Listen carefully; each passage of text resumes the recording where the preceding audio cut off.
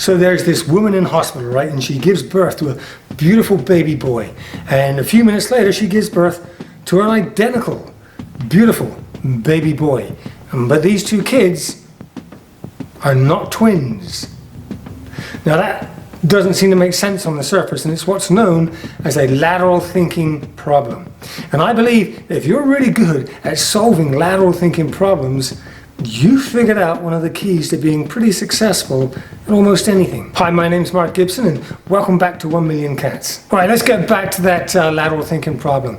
A woman gives birth to a beautiful baby boy, identical baby boy comes along a few minutes later, but they're not twins. How can this possibly be? Well, see, this is the key to lateral thinking problems. You gotta ask questions. Was it the same dad? Were they born in the same hospital? Are they definitely related? And blah, blah, blah. And you keep asking until you finally figure out the solution, which of course is, a few minutes later, along came a third. They weren't twins because they were triplets. There you go. Suddenly when you know the answer, it seems so simple.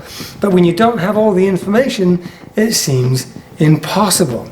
Now, I used to use these challenges all the time with my competitive team gymnasts. And I did it to teach them a very important lesson. And that is that whenever you're taking on a new challenge that seems overwhelmingly impossible, it's just because you don't have all the information yet. You have to start from an assumption of this is possible. This can be done. We can figure this out. Don't know how, it just seems impossible, doesn't mean it is.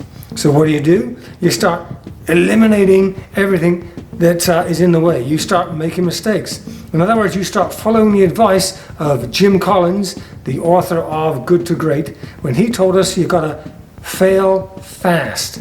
Right? Because if you listen to that problem and you just sit there going, I wonder how she can have two baby boys, and you don't ask questions, and you don't make mistakes, and you don't come up with wrong answers, then you're not going to get to the correct solution. You've got to be able to fail fast. You've got to throw a bunch of stuff out there that doesn't work to find out what does work. This is the key. This is what lateral thinking problems teach us.